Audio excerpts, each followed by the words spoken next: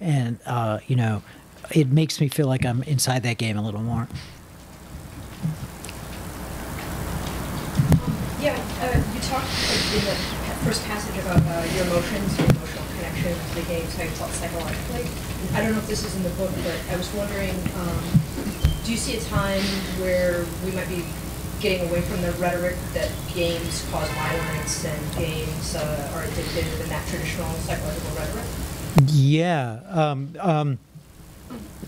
So, games can be addictive, and you know, my last book was something I co-wrote called "My Life Among the Serial Killers." So I do know that that certain things do trigger things in certain people. So maybe there's like a very small percentage that are influenced by violent games. Having said that, that's a very small percentage, and people have got to stop talking about that shit. But I do think there'll come a time when that won't be the case anymore, and that's not so far down the line, I don't think. What do you think of the kind of recent trend of advertising being used and put into I really hate that. I hate that so much. I hate that with a great big passion. And I complain about it a lot. And I don't know, especially the sports games, you know, they really use that to ad nauseum. And but Obama used it in 2008. He had a billboard in Burnout Paradise that said "Vote for Change," and that was effective and actually kind of cool to see. But yeah, I don't like it.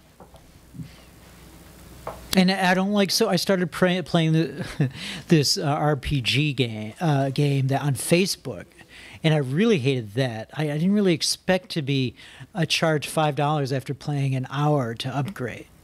That really sucked. Yep.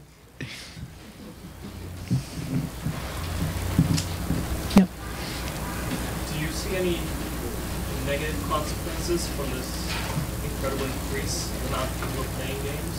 Society. A negative consequence. I guess. I mean, so everything should be done in moderation. You know, so if you're not leaving the house and you're only playing games, that might not be the best thing, unless that's like some people don't leave the house. You know, some people are. This is you know, this would be good for agoraphobics, but. I don't, you know, outside of like a small percentage of gaming addiction, I don't really see a bad thing to people playing video games. I think it's a good thing. You know, I think it's an escape, and there's nothing wrong with that. What do you feel makes a game really good? What elements? Well, so for, if a game has really good writing, that to me, you know, I may give it a break even if the game design isn't good. But so it has to be designed well, and it as well. So it has to. Some of the things have to surprise me. You know, having said that, if it's a horror-based game, I will play it even if it's really bad. So there, and even, you know, and one of the worst games I ever played was a version of Coraline. It was just so uneven and badly designed, and yet I played it because it kind of was creepy. So, so I think good game design. Good graphics in like artwork in RPGs, like in Red Dead Redemption, I would just sit there on a horse and look at the wide expanse and enjoy it. So those things. Has anyone ever done a game that would be played through headphones instead of a screen? Yeah. Navigating through a soundscape, sort of like, remember Pink Floyd's On the Run, where there's something, there's spaceships flying around and that kind of thing. Is that feasible to render as a game? Yeah. Well, there's an iPod touch game. I'm not sure if it's on the iPad as well, but it's called Papa Sangre, and it's all sound oriented. So it's all about sound cues. So you go here and you go there. And I think there's one or two. Does anybody else know about that? But I think that's the only game offhand that I can think of. But that's, you know, that's something I'd like to see more of. Anybody else? We all good? Yeah. I know nothing about games, so please excuse any of my ignorance. Was Second Life a game? Is that considered a game? No, no. People made a mistake that was a game. That's like a world that you live in.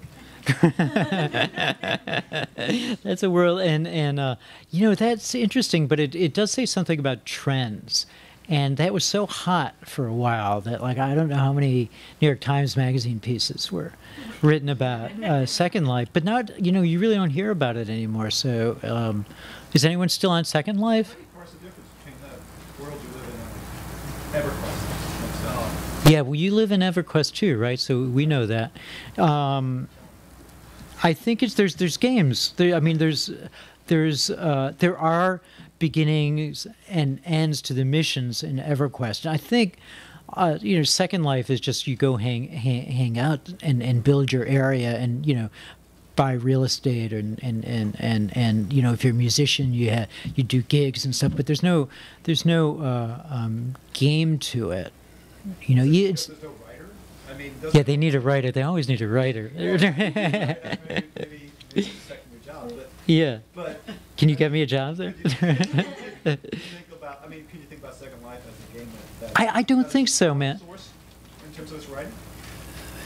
I didn't hear the last part. That's basically a game that's sort of like you're crowdsourcing the writing component of it. Oh, yeah. Yeah, I don't think so, man. Does anyone else believe that Second Life is like that, like game oriented? No. Yeah. I think that's the social gaming, you know, that is taking the next step, like Cityville or Farmville. Yeah. It's casual. Yeah. Or, you know, just, you know, getting in and out. But the immersiveness, I don't think it works as well as like an EverQuest or Red Dead, where you've got a different theme to it. It's an escape, where Second Life is literally Second Life. Yeah. Yeah. I mean, it doesn't have rules. Mm. It's kind of like, just by definition, a game would have rules, and there are no rules. Yeah. So, because like, even in The Sims, right? There's rules for The Sims. Like, you may not say that you win at The Sims, but there's still rules that you have to follow. So, yeah. What about those games that were going to happen where the game engine would actually do things like email you or fax you in real life, so there was a kind of a blurring between real life and the game? What happened to those things? Yeah. What were those games? I know what you're talking about, and yeah, I would get phone calls and stuff, and and it's like, why? I don't want my phone to ring ever, anyways. It's always bad news. So I don't know. I don't think they took off, and I remember also like having lunch with this guy who was selling, his company was selling T-shirts, and the T-shirts looked really good. So they were making this game that you would have to buy maybe 10 T-shirts to figure out the whole game online. So there were clues on each T-shirt, and I thought it was a cool idea. And the T-shirts were great, but I think the thought about gaming was not so good. So.